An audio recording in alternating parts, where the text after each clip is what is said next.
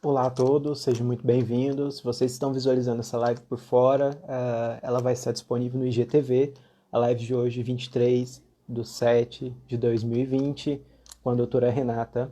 Então sejam todos muito bem-vindos. Boa noite a todos. Boa noite. Boa noite, Laísa, tudo bem? Boa noite, Tássia. Boa noite, Suzana. Deixa eu ir dando boa noite para vocês. Acenando boa noite. Boa noite, Manuele. Manuele, isso. Boa noite, Cida. Boa noite a todos, sejam bem-vindos. Nossa live de hoje será uma live muito especial, que eu queria fazer há muito, muito tempo. Queria muito poder falar com uma profissional da área e a gente achou a profissional.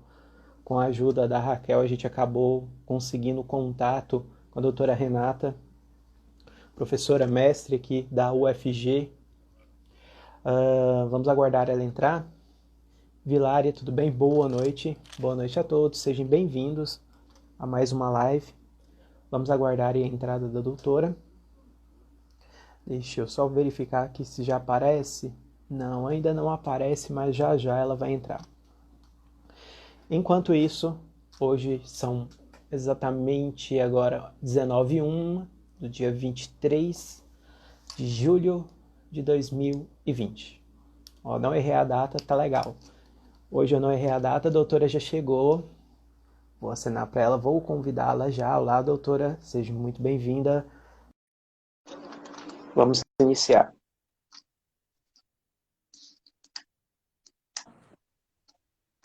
Oi, Olá, doutora, tudo bem? tudo bom, Jackson? Prazer te ver assim, ao vivo, que Prazer. era só por mensagem, né? Só por mensagem é diferente. Ao vivo a gente fica. Mas vamos lá.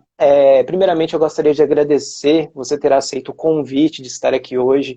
É uma imensa honra ter você aqui, é um imenso prazer. Eu já sigo o seu trabalho há algum tempo, eu já conheço o que você faz, já conheço a sua história. Então, assim, estou muito feliz de ter você aqui. Não tenho palavras, assim, pelo meu humilde canal, você está aqui hoje. Eu me sinto muito bem de ter alguém da área da endocrinologia, que assim, eu sempre queria trazer um endócrino aqui, mas a gente nunca conseguia, porque sempre eu sei da agenda de vocês e tudo mais, e trazer uma professora ainda, trazer alguém que tem um conhecimento ainda, uma abordagem mais ampla, então me deixou muito feliz. Então, não se preocupem se eu ficar eufórico aqui na live, seja muito bem-vinda e se apresente, pode se apresentar para as pessoas.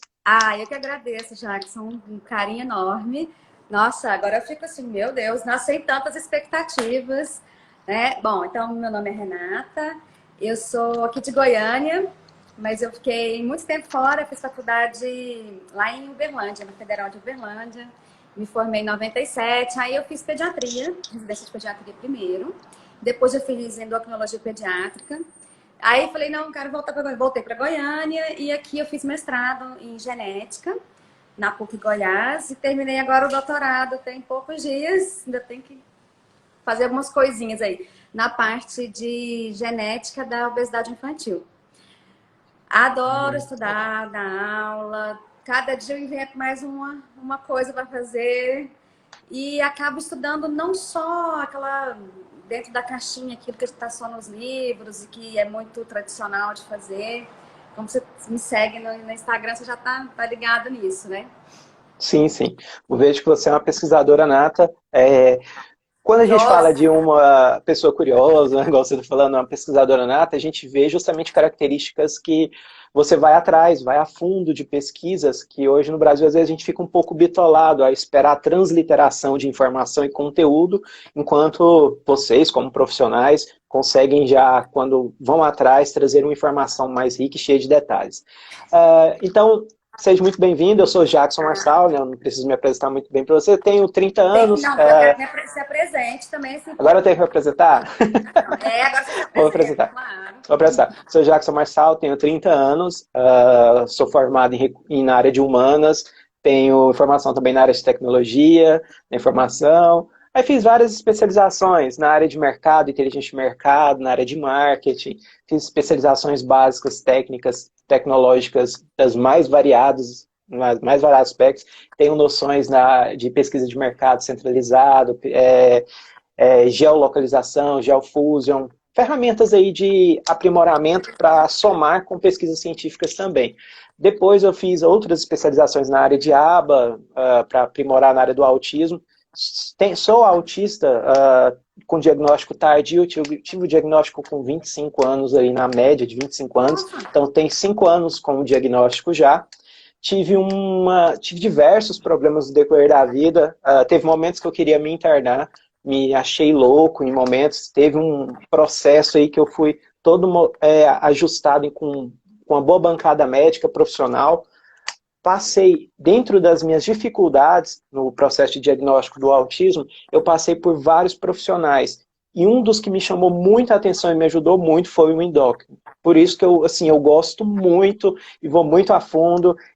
Porque, assim, antigamente a gente achava que endócrino era o quê? Era só a pessoa que cuidava do hipertireoidismo, né? A pessoa falava, não, seu endócrino cuida só do hipertireoidismo. Se você não tem nenhum problema com sua glândula, para que você vai no endócrino? Aí eu fui mais a fundo e fui, dentro desse processo de diagnóstico do autismo, eu fui vendo a importância que o endócrino tinha e a falta de relevância que tinha em alguns aspectos que as pessoas não entendiam. Então, eu fui apoiado por uma boa endócrina, doutora Aline, de uma clínica aqui de Goiânia também. E com o passar do tempo, com o passar dos ajustes todos, eu comecei a não ter um hiperfoco, mas um direcionamento estrutural por vários outros profissionais multidisciplinares, como uma boa neuropsicóloga, um bom psicopedagogo, e aí eu descobri que eu não era burro, eu me achava uma pessoa muito burra, assim. Lógico que eu também não me acho inteligente, mas eu não era tão, assim, eu não me considero mais tão burro igual eu achava antes. E me descobri como savant por conta de características de deficiência intelectual e também do neurodesenvolvimento meu. Eu tenho visão monocular desde criança, tive um afeto na parte toda estrutural, neural minha, do lado direito. E assim, é um pouquinho de mim. E hoje eu sou ativista, busco apoiar mamães, autistas, a causa, trabalho com ações voluntárias, trabalho com associações, ONGs, instituições também filantrópicas. Meu interesse hoje é totalmente remodelado para ajudar a sociedade, a comunidade, não só autística, mas de informação. O Brasil hoje é muito precário ainda de informação. É isso, breve resumo, assim. Tenho várias outras especializações. Tem especialização em neurofeedback, biofeedback, autismo, fiz especialização na área de autismo, neurociência pela Universidade de Duquesne, primeiro socorro psicológico pela Universidade de Barcelona. Tenho diversas outras especializações também agrupadas para apoiar o autismo, a deficiência intelectual, TDAH, etc. E onde falta informação, sobra fake news e preconceito, né? Então, estamos aqui para a gente discutir. Vai ser um bate-papo. E o que é esse negócio na sua mão? Você vai falar, eu tô curiosa. O que é isso aí? Isso aqui é um steaming. É um steaming. Autistas têm muito steaming. Eu não... antes de lá atrás, eu sempre era uma pessoa que ficava muito assim. Deixa eu tirar para você ver. Ficava muito assim. Em reuniões, em momentos, eu sempre estava assim, gesticulando muito assim. E sempre muito tensionado. Depois que eu descobri o autismo, que eu tinha ali, que era justamente uma esponja, né? Que o autista, quando ele não se descobre, ele é basicamente uma esponja, eu tinha muitas tensões musculares. E aí eu descobri, com os tratamentos e o apoio correto, que eu faço transferências para estímulos. Esse é um objeto que eu vou fazendo, que eu estou muito emotivo, fico muito feliz, senão logo eu estou todo travado. E eu tenho fibromialgia, então as dores vêm e para minimizar essas dores, minimizar as tensões, eu faço a transferência de estímulos. Seria como, sabe aquelas bolinhas que fazem um barulhinho e a gente fica brincando assim? Seria uma coisa parecida com a minha... Isso, essa eu tenho. Essa é bem gostosa. Eu tenho um monte aqui, tá tudo separado. Mas eu tenho um bolinho, eu tenho o de puxar, eu tenho o do dedo de elástico, eu tenho a acupressão, que eu gosto muito. Tem várias coisas. Mas vamos lá, para a nossa live de hoje. Não é só para autista, isso é para todo mundo. É para gerenciar a ansiedade. Né? Ao invés de futucar a unha, bater nas coisas, fazer algum gesto sem parar, e a gente ter esse tipo de transferência num objeto assim é bem bacana. Esse lado de mim eu não conheci, legal. É muito legal, qualquer pessoa pode usar também, sem diferença. O autista utiliza mais por quê? Por questões de Desordem. Quando a gente entra em uma desordem, um estado eufórico, existem dois estados no cérebro, o taquipsiquismo, que é a aceleração do ritmo de pensamento muito alta, ou o bradipsiquismo, que é a lentificação. O autista pode ir para os dois extremos. Então, quando ele está muito acelerado, ele começa a ter essa desordem interna que se transfere para o corpo. Ele pula, ele faz o flapping com a mão, faz diversas coisas. E quando está lento também demais, ele pode fazer. Então, do autismo é mais... você vai ver autistas com mais stimmings na mão do que os neurotípicos, mas qualquer pessoa pode utilizar para ansiedade, para toque, diversos fatores. E tá tudo vindo à tona agora, todo mundo mais preso dentro de casa, esse estresse de coronavírus, as coisas estão surgindo, né? Muito, Bom, muito. mas... Vamos lá. Essa semana eu tenho falado muito de vitamina D, que eu estava dando muitas aulas aí sobre coronavírus e endócrino. E assim, puxando a sardinha para o meu lado, eu sou apaixonada em endócrino. Endócrino é a fisiologia aplicada, né? A gente se intromete em todas as áreas. Um dos motivos que eu escolhi endócrino é isso. Que eu falava, mas eu vou escolher só uma área para eu me especializar. A endócrino é intrometido. Então, assim, eu acabo estudando um pouquinho da fisiologia, né? De tudo ali. E eu brinco que o órgão só fica feliz quando ele descobre que ele também faz parte do sistema endócrino. Então, na hora que ele descobre que produz o hormônio, ele tá feliz. Então, gordura produz hormônio, cérebro produz hormônio, rim, um monte de lugares não clássicos, aquele sistema endócrino clássico que a gente estuda no ensino médio, né? Até no ensino fundamental também, né? E tô eu lá falando de vitamina D, que é um hormônio. Começou com a história do coronavírus e eu venho destrinchando vitamina D. Vitamina D, o post de hoje foi até falando se tem a ver, até para puxar a conversa com o autismo, né? Então, vou dar uma introduçãozinha aqui para quem não viu meu post ali. Na verdade, o autismo, a gente fala autismo, a gente está querendo dizer o TEA, né? Que é um espectro, né? Do autismo. É uma coisa enorme. Eu não vou dar detalhes, eu nem tenho capacidade para isso, mas eu queria chamar a atenção que é uma condição que ela começa muito antes de você nascer. Às vezes começa antes de você ter sido concebido. É uma doença, vamos dizer, uma condição, né? Que se desenvolve nos 1000 dias, uma situação dos 1000 dias ali. A gente fala muito disso em pediatria hoje em dia. Começando a entrar nos livros, é um conceito que não é tão novo assim, mas demora até que a comunidade médica toda tem esse conceito em mãos. Então, os 1000 dias da criança, o que é? Desde a concepção, né? Os 40 semanas da concepção até nascer, média, e mais os primeiros 2 anos. E nesse tempo, o bebê está todo em formação. Durante a gravidez, claro, mas depois também continua a informação. A informação de todos os sistemas. E o cérebro, então, nem se fala, né? É uma loucura o que um bebezinho aprende no primeiro ano de vida. Você vê, não fala, não anda, mal se consegue comunicar. E, de repente, com 1 ano é um salto muito grande. O crescimento cerebral, a organização é muito importante nessa fase. E a vitamina D é um dos fatores ambientais, entre outros, entre a glicose, melatonina, ômega 3, que foi o que a gente propôs falar nessa live, que podem, dependendo de como é que estão as concentrações, predispor o maior risco para que o espectro autista aconteça.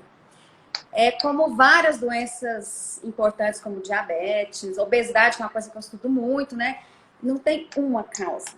Você tem um background genético, uma tendência genética que junta com fatores ambientais e aí aparece o fenótipo ou a clínica, né? E aumentou demais, né? Assim como obesidade, como diabetes, como um monte de doença endócrina, doenças autoimunes. De repente, nos últimos 30, 40 anos, faz assim, vup. Anos 70, era raríssimo. Eu não estudei autismo na minha faculdade. Não passou assim. Não estudei. Não, era uma coisa rara, né? Eu tô velha, né, gente? Tô quase 25 anos de formada. E assim, nesses 20, 30 anos pra cá, fez um boom muito grande, muito grande. Nisso não foi mudança genética, né? Pool genético para mudar, demoram-se centenas de anos, às vezes milhares de anos. Mas o nosso ambiente mudou. E tem mudado a cada dia mais, né? Agora, o que nesse ambiente que a gente está vivendo aqui, que está fazendo isso aparecer, né? Sim, eu vejo muito essas questões quando você fala, falou muito bem, colocou muito bem essas questões de ambientais, porque as pessoas às vezes esquecem, por um fator genético por si só, para ter aquele processo estrutural, demora-se milhares de anos para se formar uma carga genética para que aquele DNA Aham. gere toda a estruturação. Então, o autismo ele não está presente de hoje para ontem. Mas lógico que a gente, igual você falou, eu acredito que nos últimos 10 anos, dentro de um conceito, os profissionais começaram a se aperfeiçoar mais, dos últimos 5 anos começaram a ir a fundo, e nos últimos 3 anos ali, eu vejo indo mais a fundo, porque faz parte já da nossa geração. Nós temos a geração alfa de um lado, que são crianças totalmente interligadas desde 2010, e temos a geração de autistas, que bate quase nessa data aí, que está tendo mais esse boom de autistas, né? Estima-se que é um para cada 140 e poucos nos Estados Unidos, e no mundo a OMS fala de 1 para 160, mas esse número eu acho que é muito maior. Quando você fala de vitamina D, é algo muito interessante, porque a gente volta lá no pré-natal, lá na questão que a instrução que a mãe tem justamente para verificar questões até mesmo hormonais, questões de suplementação. Então, falta sim muito preparo ainda, muito apoio.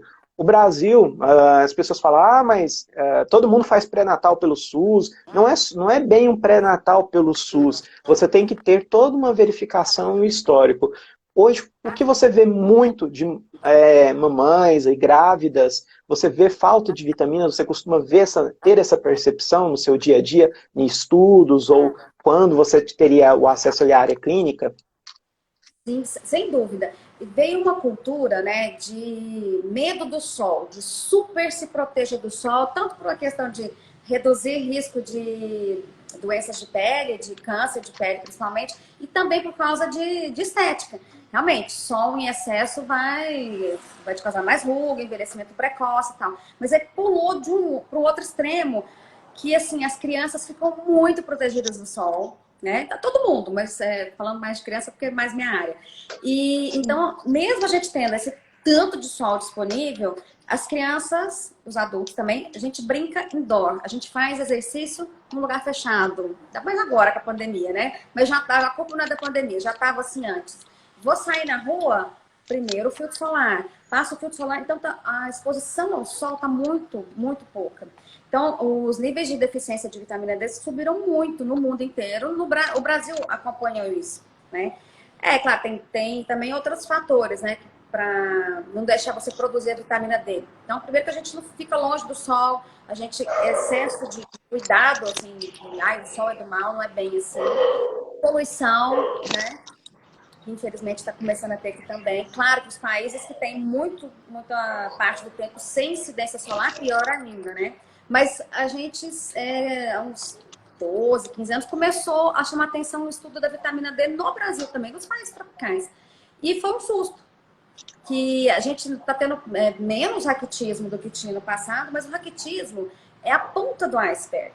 Então, para você ter aquela criança com perninha torta, com déficit de crescimento, alterações ósseas, dor, etc., você tem que estar com a vitamina D muito baixa já há um tempo grande. Mas antes disso, você tem outras coisas acontecendo. E uma das coisas que a vitamina D faz é organizar o cérebro em formação. Então, ela mexe em algumas coisas, mexe muito na imunidade. E aí, o que a imunidade tem a ver com isso? Parece que a desorganização que acontece no cérebro dos autistas tem a ver com uma autoimunidade, tanto da própria mãe para o bebê, quanto até do próprio bebê ali dentro do seu cérebro mesmo. E a vitamina D mexe em vários pontos ali, não deixando essa autoimunidade ficar doida. E ajuda também a controlar o estresse oxidativo. Isso no corpo todo, mas como estamos falando de autismo, Sim. vamos falar aqui disso. Aumenta o glutationa, que é uma super antioxidante, não deixa a autoimunidade ficar lá em cima. Mexe também na enzima que vai converter triptofano em serotonina. E um dos problemas dos autistas é um desbalanço de serotonina. Tem muito no periférico e pouco a nível central. E a vitamina D faz exatamente o contrário, né? E, além de que, depois da serotonina, nós vamos chegar onde? Na melatonina, Melatonina. que também tem a ver um desbalanço nesse circuito, no ciclo circadiano da melatonina, está presente mais nas pessoas com autismo. Aliás, a melatonina está começando a ser usada agora como até tratamento para melhora de sintomas, né? Sim, sim. Começou a tratar como sintomas para induzir sono, para tirar os distúrbios do sono, que é mais comum nos autistas, mas aí percebeu que melhoravam também outras coisas, ansiedade, né, os comportamentos auto-infligidos e tal. E em animais está sendo, sim, bombando. Em humanos, a gente tem que ter mais estudos para falar com certeza que realmente vai melhorar não só o sono, mas também os outros problemas. E a gente também está vivendo uma epidemia de falta de melatonina. Não só em autismo, todo mundo. E uma das grandes culpadas é isso aqui que a gente adora, né? Tecnologia. Então, essa tecnologia que tá tão bem, não só em tela de celular, computador, tablet, mas até a televisão, ninguém mais tem televisão gordinha em casa, né? Eu tive até pouco tempo. Tão boa que ela não estragava, eu fui usando, mas aí troquei, tô com duas fininhas. Essas televisões fininhas, elas também produzem um tipo de onda, de comprimento de onda, que entra pelo seu olho e bagunça a produção da melatonina. Então, além de insônia, nós podemos ter essa confusão nesse cérebro, informação, mais um motivo para não deixar bebê ficar... aliás, bebê não tinha que estar em tela. Eu sei que é difícil, mas assim, respeitar aquilo de bebezinho só 1 hora por dia, os maiores 2 horas por dia, não é bem isso que a gente vê, né? Não, Infelizmente. eu concordo plenamente com o que você falou. Você fez até uma ligação bem estrutural, porque quando a gente pega a vitamina D, ela tem um impacto que vai em todas as características. Vamos colocar como os neurônios, e dentro, ali em cima da vitamina D, ela tem uma característica que faz uma reorganização interna dentro de todos esses processos. O autismo, ele é uma desordem relacionada a vários fatores. E uma falta de uma vitamina C, esse composto que auxilia e organiza vários fatores, como você explicou muito bem, vai desencadear sérios problemas. Agora, partindo para a parte infanto-juvenil, que eu vejo muito. Autistas têm características de inabilidade social. O que seria essa inabilidade social? Não gostam de sair muito, não gostam de tomar sol. É muito comum falar, para o autista falar assim, ó, você quer sair ou você quer ficar aqui? Ele quer ficar aqui.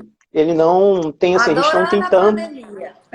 Adorando a pandemia. E quem está na pandemia está odiando porque às vezes ficam... E a gente gera um descontrole até maior na pandemia porque as pessoas trazem a pressão delas para cima da gente. Mas isso é outro tema. Dentro desse contexto que você está falando, então assim, a gente não toma muito sol. E eu vejo que quando eu fui fazer a minha avaliação com a endócrina, a primeira avaliação, porque quando a gente vai fazer, né, é aquela coisa de outro mundo. Vocês tratam a gente tão bem, é um profissional que é tão, assim, amável, que eu não sei como que a gente não coloca isso em uma rotina, que já acontece em outros países. Muito bem. Em países onde a incidência de sol não é tão proporcional como o Brasil, porque o Brasil, nós temos uma incidência muito forte de sol. Então, assim, é meio que, igual você falou, estudos recentes mostram que a vitamina D está em falta. A gente não pensava em colocar lâmpada que fizesse papel de sol nas escolas. Eles fazem isso nos países nórdicos, mas aqui no Brasil... Isso, entendeu? Aí a gente vê esse desbalanço. E assim, lá fora até que eu entenderia, mas quando vem para o Brasil a gente começa a ver, e faz sentido. É necessário, sim, uma avaliação, é necessário um estudo clínico, porque essa desordem é muito grande. E entra outra característica, que dentro da nossa live, que a gente tem muito tempo ainda para falar, entra que quando eu fui verificar que eu estava com falta de vitamina D, sim, eu estava com falta, preferi fazer junto com a doutora, porque não era uma falta tão exorbitante, mas ela notou, a gente fez pelos leguminosos e uma pequena ajuste ali, foi verificado em mim a insulinemia, hipoinsulinemia. Agora eu me corrijo o nome já. É hipoinsulinemia. O meu pâncreas duplica açúcar. Já você explica como funciona isso para as pessoas. E isso significaria, eu estava com, meus pontos percentes estavam batendo 600. Já você fala se isso é horrível ou não. Eu estava batendo 600 pontos. Eu sei que tinha que ficar com 180 ou era 200. 180, era 175. uma coisa assim. Aí, viu? Tá, eu estava com 600. Aí eu comecei a perceber, aí eu comecei a estudar, porque eu já estava nesse processo de aprendizado, Jackson já estava se reorganizando, Eu fui ver a importância e o tanto que essas características que direcionam para diabetes, vitamina D e essas outras características da açúcar influenciam no meio autístico. Por quê? Eu queria que você explicasse todo esse conjunto. E a açúcar faz muito mal para o cérebro. Eu estou estudando recente que a açúcar é Ai, um dos piores agressores ao cérebro. Então, se você puder açúcar está fazer esse relacionado conjunto. até ao Alzheimer. Vamos agora chegar no açúcar, que é uma delícia, né, gente? Nossa. Mas É que bom demais vitamina assim. D com açúcar, com tudo, é um negócio, vai embolando aqui. Ah, isso é verdade. Ah, Então, desculpa, essa é minha sintetização. não, mas não, vai embolando porque isso é lindo, porque a fisiologia é assim mesmo. Aquele mapa metabólico, sabe? Terrível, Uhum. aquele ciclo de Krebs, eu acho aquilo lindo. Os alunos querem me matar, né? Mas eu gosto disso. Mas Eu então, também gosto. a vitamina D, o que ela faz? Ela entra dentro da célula, liga ao receptor e ela vai lá no núcleo e vai controlar a expressão de 3% dos genes. É muita coisa. E a falta de vitamina D, a gente nem sabe direito como é que é tanto detalhe. Estamos ainda aprendendo. Mas a deficiência de vitamina D está relacionada com um monte de coisas, inclusive pior controle do diabetes. Então, Hum. não tem jeito. Ou toma sol ou toma remédio. E assim, junta uma coisa com a outra ali. Então, açúcar, gente, é gostoso, é demais, é viciante, atua na cascata cerebral de recompensa. No mesmo lugar que atua cocaína, álcool, qualquer coisa que vicie. Então, açúcar, infelizmente, é viciante. E não é só isso, né? Tem todas aquelas complicações que são mais conhecidas do ponto de vista, né, do leigo em geral, que você vai ficar com glicemia alta. Quer falar? Só uma colocação. Aham. Porque é muito importante isso que a doutora vai falar agora e por que eu queria fazer essa live com você. Rebobinando agora, o Jackson, essa sintetização, sabe? Vai assim, não preocupa não, ele vai pegar outro assunto. Mas eu vou trazer para esse assunto que as pessoas vão entender. Antes disso, eu tinha feito 300 exames. Não, não é 300, eu fiz 60 para ser mais exato. Eu fiz vários exames. Eu estava com o suco gástrico atacado, o sistema muscular meu estava sendo todo afetado, meu estômago, eu estava, assim, estava tudo. Rinite, otite, tudo sendo atacado por causa do refluxo larofaríngeo. Os médicos estavam ficando loucos comigo, porque que eu tinha antes de ir na endócrino. E eu tinha uma coisa muito ruim com isso tudo. Eu sentia muita tontura. Fez vários tipos de exames, vários, vários, vários. E assim, é tão bom falar com o endócrino, porque eu nunca imaginei que tudo isso estaria interligado. Então, você falando isso, eu estou até emotivo, porque tudo, até a minha tontura, que eu achava que eu vivia com, como que chama? Aquele negócio Labirintite? dos... Labirintite, eu achava que minha labirintite, já tinham até feito aquele exame da água quente, um monte de coisa. Mas pode continuar, eu só queria fazer assim, para vocês verem o tanto que é importante a endócrino, para vocês entenderem que tudo se liga. Então, assim, nós somos presa fácil por um açúcar que é muito sedutor. E vamos lá. Lembrando que não só o açúcar em si, mas o carboidrato todo, ele, no final das contas, vai virar glicose dentro do seu corpo. E para não subir demais, subindo demais a glicemia, a gente vai ter glicação de proteína para tudo que é lado, vai evoluir com o quê? O diabetes, que causa a doença cardiovascular, infarto, derrame, é uma das coisas que mais matam no mundo, né? Então, para você ficar nos níveis normais, tem o hormônio insulina, que é produzido no pâncreas. Então, fala insulina, todo mundo pensa, baixar o açúcar do sangue. Isso, a Uhum. principal função, a mais conhecida, vamos dizer assim. Mas não é só isso. Então, a insulina, ela é um grande anabolizante. Então, ela põe a glicose para dentro, ela põe a gordura para dentro do sistema gorduroso, ela faz você produzir mais músculos. Então, poupa tudo ali. É um grande anabolizante. E a insulina conversa com o seu cérebro também. E ela funcionando bem, ela vai dizer para o cérebro, se você tem um nível X de adiposidade, deixa o seu nível de fome mais para cima ou mais para baixo. Se você vai comendo demais, vai desregulando, aí entra também os hormônios das gorduras, o que acontece? A pessoa vai ficando com resistência à ação da insulina. Então, o diabético tipo 2, aquele diabético que está gordinho, ele tem, na verdade, a glicose está alta, mas ele não tem pouca insulina, ele tem muita insulina, só que ela não funciona. Não funciona para abaixar a glicose, mas ela vai tendo outros efeitos. Aí você vai mais engordando, porque você vai juntando mais gordura. E o negócio vai virando um ciclo vicioso, tanto no seu corpo periférico, quanto ali na sua cabeça. E isso desorganiza neurônio. Não só no bebê, então, eu vou até falar também de diabetes gestacional, mas também até no adulto. O Alzheimer, hoje em dia, está sendo chamado de diabetes tipo 3. Porque o diabetes tipo 1 é aquele que o pâncreas é destruído, né? Geralmente na criança, então você não tem produção de insulina. O tipo 2 é aquele clássico do adulto, gordinho, tem muita insulina, a insulina não funciona direito. E o tipo 3 seria o Alzheimer?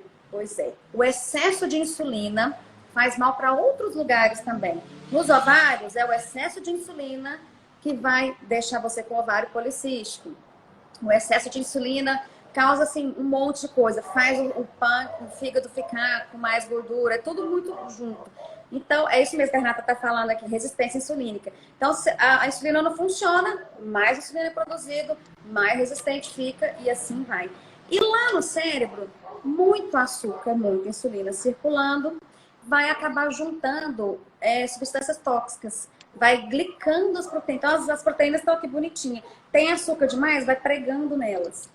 Por isso que o olho do diabético fica doente, o rim do diabético, etc. Porque as proteínas vão ficando cheias de açúcar pregado e vai ficando com a conformação espacial diferente, vai estragando os órgãos.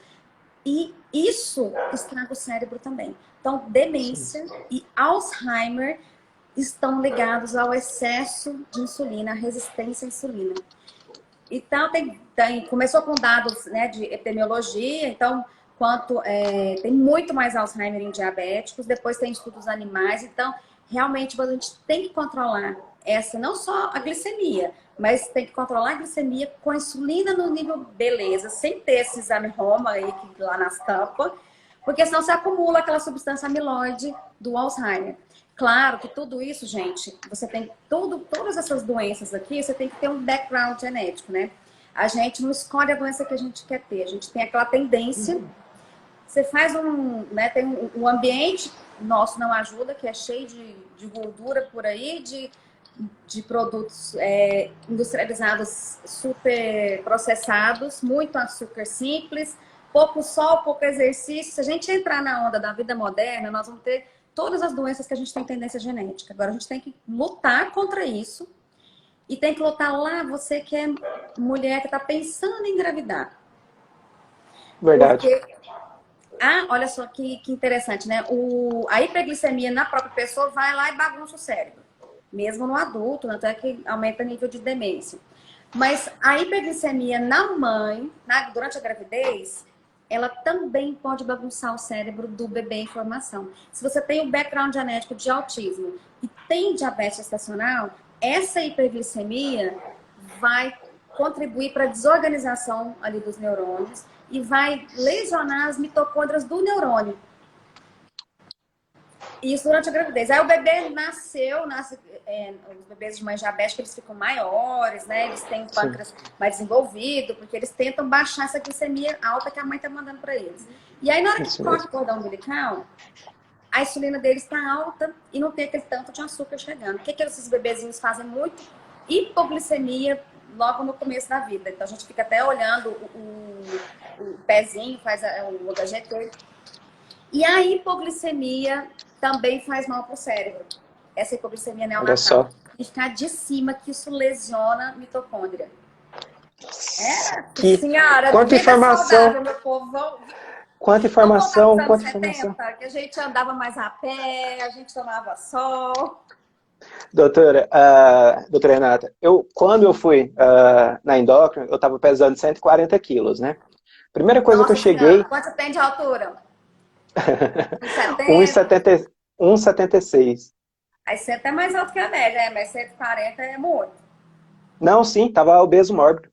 Pela classe lá, você tá super bem, você tá... Não, ainda tô perdendo, mas vou explicar. Eu cheguei com 140. Ela olhou pra mim e foi um amor de pessoa, porque ela não falou assim, vamos fazer uma bariátrica, vamos fazer alguma coisa. Ela, assim, olhou pra mim e falou, Jackson, faz isso. O autista, ele segue a risca algumas coisas quando você passa. A gente consegue seguir algumas coisas. Primeira coisa que ela falou, você vai cortar açúcar geral. Eu falei, por quê? Porque quando você fez o exame, que o meu plano, eles são bem assim, rigorosos. Quando você fez o exame, teve uma verificação que você quase desmaiou lá. Eu não sei como que ela ficou sabendo. Eu quase desmaiei na hora que eu estava fazendo a terceira aplicação O laboratório até deve ligar. o laboratório. O laboratório ligou, seu paciente está tendo um troço. Eles ligam. Eu quase desmaiei. Eu nunca tinha sentido a pior sensação. Não, eu já tinha sentido algo. Parece um pânico que o seu corpo está desvalecendo. Assim, você está saindo. Parece aquilo. Aí ligaram, conversaram e tal. Ela falou, Jackson, aconteceu isso com você. Você vai ter que cortar açúcar agora. Na hora, eu assustei. Mas como assim? Porque você está batendo um nível muito alto. Mas você não tem diabetes ainda. Isso é o bom, né? Ela falou, você não está com a diabetes ainda ali acentrada. Você está um pré-diabético. Você está um pré-diabético, famoso pré-diabético. Aí eu comecei. Por incrível que pareça, só cortando açúcar e tirando o pão e colocando o pão integral e o arroz integral, eu emagreci mais de 40 quilos. Em menos de um ano. Em menos de um ano, assim. Foi coisa de 6 para 7 meses. Não sofri voltando constantemente na endócrina, porque é necessário o retorno, porque começa a avaliar outras questões, porque eu comecei dentro desse processo de identificação do autismo, eu comecei a fazer a utilização de algumas outras medicações, porque eu tenho ansiedade, eu tenho a fibromialgia, então a medicação também afeta características suplementares.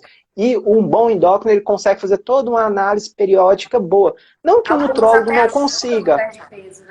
Ajudam em muito, justamente. Então ela fez uma tabela que a própria nutricionista que eu tinha ido, nada contra nutricionistas, porque precisam de toda uma preparação, ficou tudo ajustado. A nutricionista falou que eu estava com falta de leite, não sei o quê, mas ela falou, não, Jack, você vai fazer só isso aqui, isso aqui. Questões de leite eu nunca gostei mesmo, era questões avaliativas, mas, doutora, foi igual você falou, é como desligar uma chave e a redução começar muito rápida. Hoje, eu posso comer um açúcar? Posso, de vez em quando. Se eu comer, assim, 2 dias açúcar, por exemplo, um pedaço de arroz de outra manhã, amanhã eu começo a sentir tontura. Aí eu fui nela conversar, o que está acontecendo? Eu tomei resistência? Ela falou, não, o seu organismo, ela foi explicando, se adaptou a essa quantidade, você não pode mesmo, porque, inclusive, vai ser prejudicial para a sua saúde se você ficar nessa onda, né, nessa intermitência, não é legal. Péssimo. E aí esse é o grande problema, conseguir manter, porque ela falou, se você não conseguir manter, vai começar a afetar questões mais adjacentes, questões subjacentes, desculpe, vai afetar outras características que no autismo a gente tem nós somos propensos a ter mais essas características, nós somos, geneticamente falando, estruturalmente, nós já temos não que as pessoas normais também não tenham, pelo contrário, eu acho que todo mundo deveria visitar um endócrino, por favor, porque ajuda e muito. Eu não precisei fazer bariátrica, eu não precisei fazer redução de estômago, não precisei fazer nada, apenas retirando o açúcar e reorganizando as vitaminas e os nutrientes. Então, assim, eu não imaginava que poderia acontecer. Mas você não está fazendo exercício? Faço 2 vezes ao dia, porque eu não consigo fazer 3 por causa das dores. O exercício ela passou também, tudo certinho. Eu não dou conta de fazer a quantidade total, mas eu faço eletroterapia, né? Que faz os impulsos ali para manter por conta das dores. Então, ela meio que equipara algumas coisinhas. Eu coloco nos pontos certos do corpo e eu consigo malhar, mesmo não malhando tanto, e ainda faço 2 vezes na semana ali o exercício. E o exercício é um excelente remédio. É remédio. Eu falo, se existe uma panaceia, todo mundo tem um remédio mágico que cura isso, aquilo, resolve tudo. Esse é o exercício. Não tem uma pílula tão boa assim. Porque, olha, durante o exercício, você capta glicose. O músculo, ele consome aquele carboidrato ali. Aumento de massa muscular, você dormindo, você está queimando mais energia. Porque ele é muito mais ativo do que o tecido gorduroso ou outros tecidos. Ele é muito metabolicamente ativo. Então, você fica muito mais sensível à insulina. Muito. Claro, se emagrecer junto, melhor ainda. Mas a pessoa que está no mesmo peso, mas ela está com mais músculo, mesmo que esteja assim com sobrepeso ou obesidade, ela é mais saudável do que aquele com mais tecido gorduroso. Uma coisa interessante no meu doutorado, Eu fiz só, olha só, criança, só até 16 anos que entraram, né? Aí tinha os obesos e os eutróficos, peso normal. E a gente fez Uhum. uma, além da genética, fizemos uma varredura clínica de exames gerais. E a quantidade de falso magro, eu fiquei assim, meu Deus, de 25% das crianças, criança e magra, tinham resistência insulínica. É muito, gente. É Muita muito. coisa, é muita coisa. Muito. Claro que os obesos eram muito mais, mas assim, a gente não esperava isso, porque o estilo de vida dos meninos está muito ruim mesmo. Então, é importante isso, a gente dar uma olhada no nosso metabolismo, porque gente magra também fica com diabetes tipo 2, gente magra também infarta. E é assim, é impressionante. Agora está começando a ter esse estudo desse falso magro, né? Pessoa que tem o IMC normal, mas metabolicamente tá com colesterol alterado, né? Tá com resistência insulínica. Não, resistência insulínica demais da conta. Mas eu fiquei impressionada. Foi um dos tópicos que nós colocamos lá. E nem era sobrepeso, né? Por quê? Mas assim, eu queria agora entender, porque eu não fui a fundo nesse estudo da açúcar, por isso que eu até convidei o doutor para poder explicar. Por que o impacto é tão grande da açúcar? É porque o tipo de açúcar, porque as pessoas separam, né? Falam, Jackson, é açúcar que você escolhe, eu não levo tanto em consideração, porque eu cortei açúcar indifere. É o tipo de açúcar processado, às vezes a escolha da forma de comer açúcar, porque nós já vivíamos, né, com açúcar, mas não tanto. Eu acho que é a concentração, na sua observação científica, assim, é mais científico. O que, que você mais nota? Porque É hoje o eu efeito, prefiro a como que fruta faz do... tão mal assim, né? Então, Isso, como? tem vários tipos de açúcares, né? E a velocidade com que ele é absorvido vai mudar a resposta do seu organismo. Claro que cada pessoa é de uma forma, mas quanto mais rápido, mais simples está esse açúcar, mais rápido sobe, pior vai ser para você. Então, por exemplo, suco de fruta não é uma coisa saudável. Você pega uma coisa boa, que é uma fruta, tira toda a fibra e dá só o açúcar. Isso é tratamento de hipoglicemia. Eu falo isso 1000 vezes.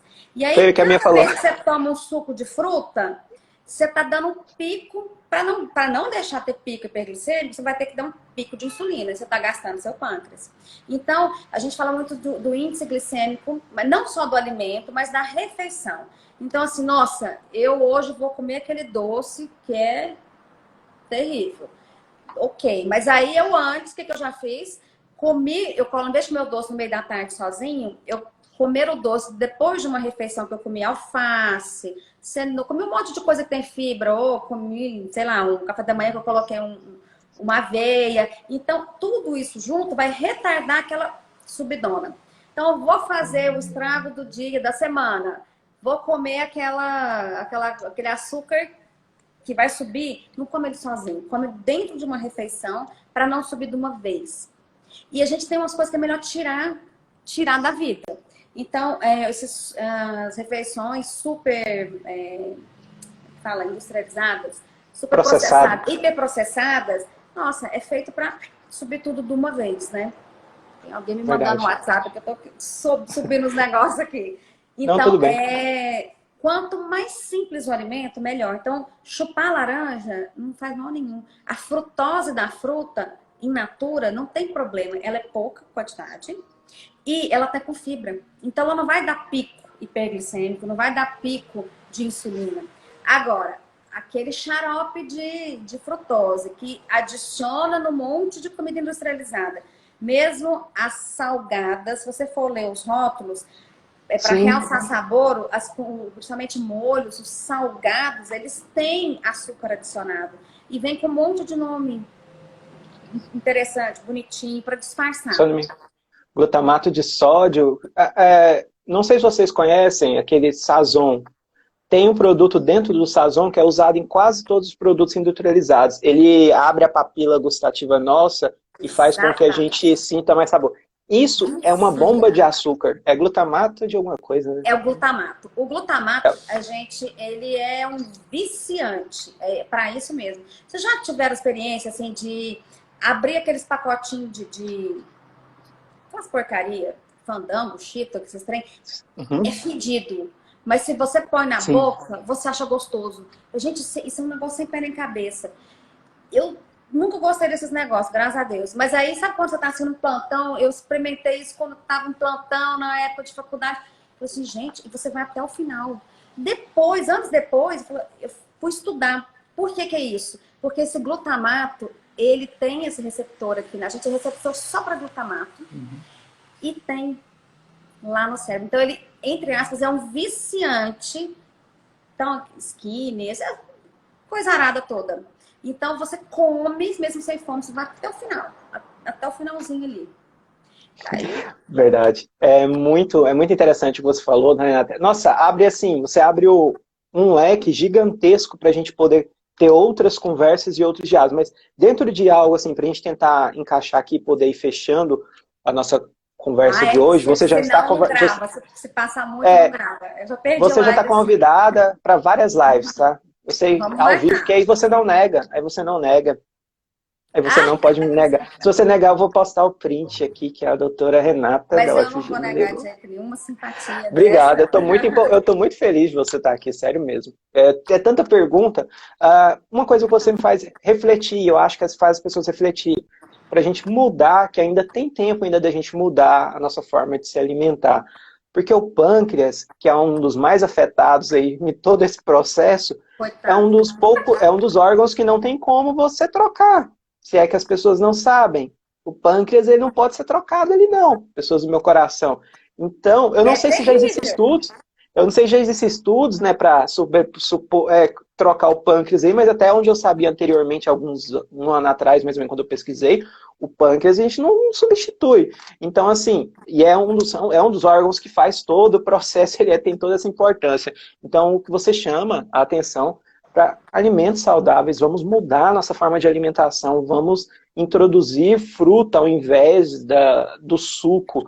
Se for tomar suco, às vezes tentar evitar não adoçar, pelo menos, ou tentar comer com fibras, né? Porque você quebra toda a fibra ali já em si, quando você bate o suco, igual você explicou. Então, assim, vamos tentar mudar, porque eu vejo um caos muito grande. E o número que você fala, igual lá no início, que a gente for perceber de quantidade de pessoas, isso para um grupo de estudo, um grupo de controle, né, que você fez seu estudo, um grupo de controle ali, você já observou os falsos magros, imagine o tanto de pessoas, fora os falsos magros, quem está no limítrofe, quem está acima, quem está na média, imagine o caos que não está aí o organismo das pessoas hoje em dia, se a gente fosse fazer uma avaliação Não, clínica geral no Brasil. se fosse geral de população mais velha, eu tenho até medo de ver esse resultado. Mas é o nosso estilo de vida, né? O nosso Isso, estilo estilo de de vida. vida. Então, assim, a gente está deixando esse estilo de vida não saudável invadir nossas vidas e aí nós vamos ter as doenças que a gente pode ter. Mas se a gente vai contra a maré aí, a gente não vai deixar isso desenvolver de forma alguma. O transplante de pâncreas, ele existe, mas ele é feito só para quem está com diabetes já muito ruim, que vai fazer rim também. Porque não compensa você transplantar só o pâncreas e virar transplantado. Deixar de ser diabético para virar um transplantado, que é uma doença muito ruim. Agora, se você já vai transplantar após a insuficiência renal, então já faz os dois juntos. Porque ser transplantado, o transplante de pâncreas inteiro é muito ruim. Então você Isso que eu imaginei. tem que tomar um monte de medicamentos que baixam sua imunidade, tem que usar corticoide também. Então é muito terrível. Aí tenta-se fazer o transplante só da célula beta, que é a que produz insulina. Mas aí essa célula beta vai ser destruída. Não, então, assim, tenta-se fazer um pâncreas artificial, mas nada disso ainda é uma coisa que exista.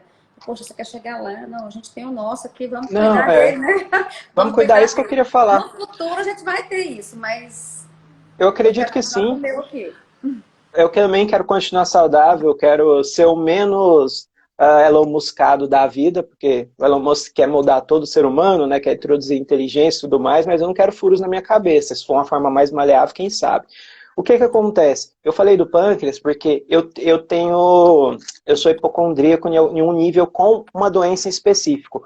E se você chegar a um nível de ter o CA, que eu não gosto de falar o nome dela, já te avisando, porque eu entro em estado hipocondríaco e fico uma semana com medo se eu falar o nome, ele já é praticamente irreversível, nos casos que eu vi. Mas com todo esse contexto de ser Aham, possível ainda a tentativa, eu acredito que sim. Mas é algo que a gente não deve esperar chegar lá, né, doutora? É igual você falou mesmo, vamos tratar antes, vamos... exatamente.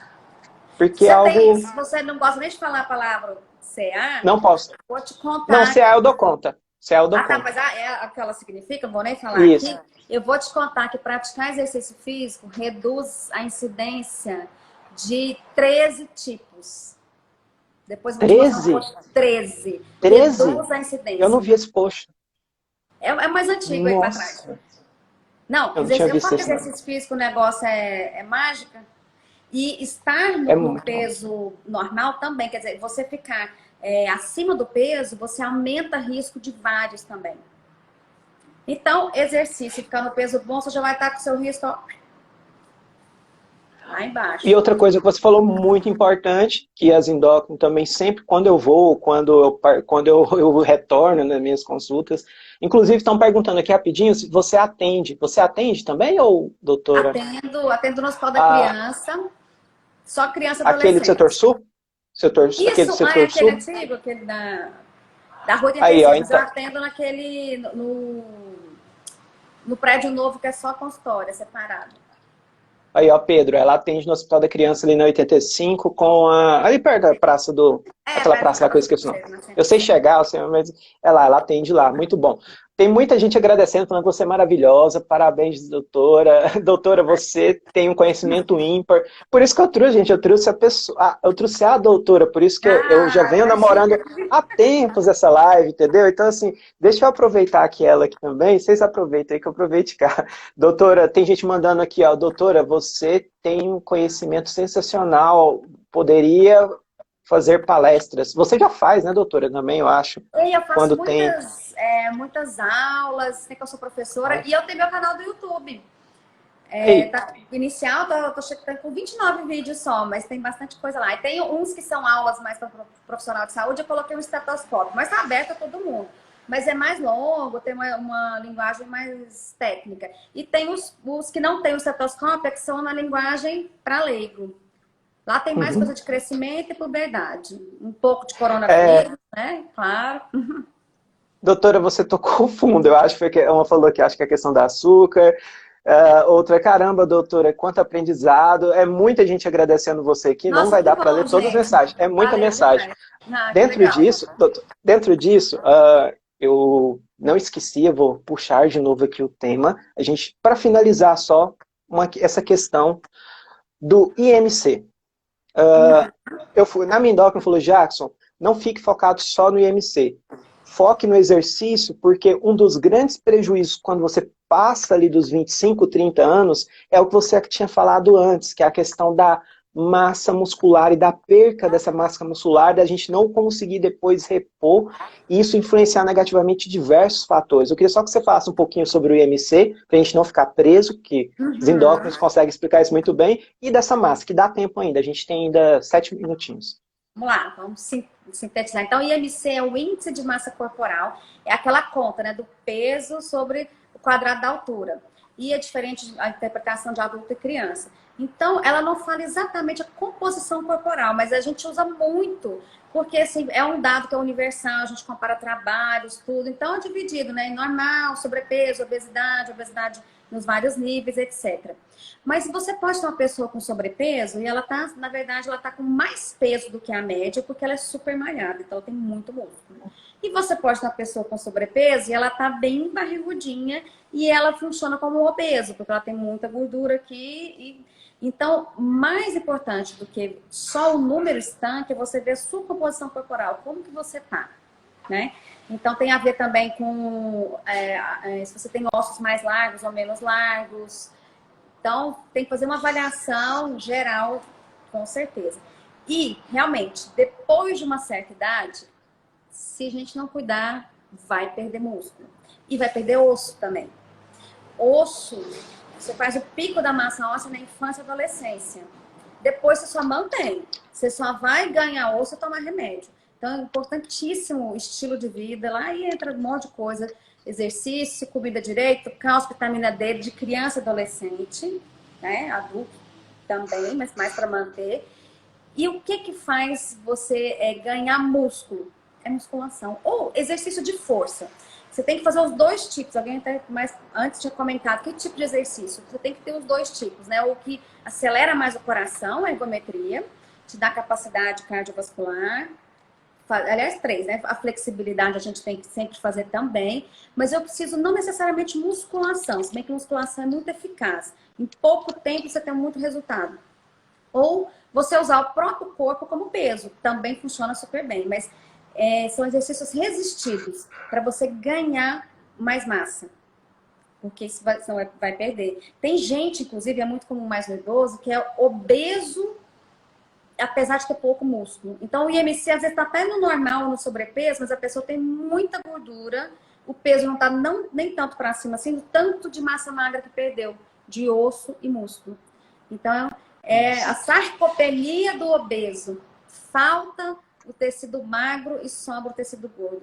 Como é que a gente vai ir contra isso, né? Claro, tem pessoas que a gente vai ter que precisar de remédio, às vezes faltam alguns hormônios, mas é exercício e resistido também. Resistir. Agora nós vamos ter que acabar, senão não vai gravar. Eu já perdi uma live, eu fiquei tão triste, porque a gente... Vai sim, vai gravar. Essa vai gravar. Né? Eu tenho o cronômetro aqui que funciona aqui. Tá, você tá Só se o Instagram me chutar, porque às vezes ele chuta por conta do tempo ser 0,1. Ó, vou fazer uma pergunta ainda, vai dar tempo, ó, Pereira. Ela é muito...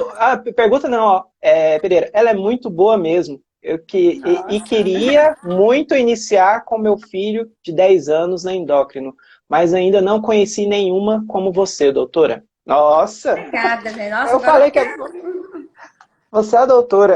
Aqui a gente não tem quantidade, mas tem qualidade. As pessoas aqui, todas que participam, são pessoas exemplares. E vai ficar salvo essa live, tanto no Facebook quanto aqui no Instagram.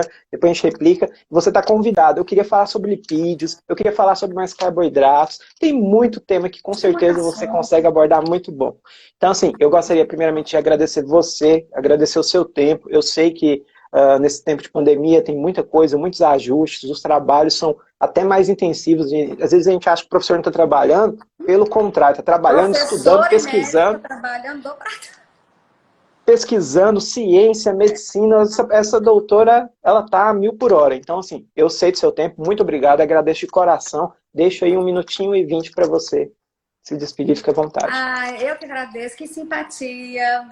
Depois que passar essa pandemia, a gente tiver vacina, nós vamos encontrar ao vivo, que eu gosto de encontrar ao vivo, pegar nos outros. Eu gosto dos outros, de amontoar. Uma hora nós vamos conseguir fazer isso, né, gente? Por enquanto, nós vamos por aqui mesmo. Muito obrigada pela participação de todos aí. E eu vou deixar no meu YouTube também, a gente vai se falando. Valeu demais, viu? Muito obrigado a todo mundo, obrigado pela presença, um grande abraço, beijo, tchau, tchau. Tchau.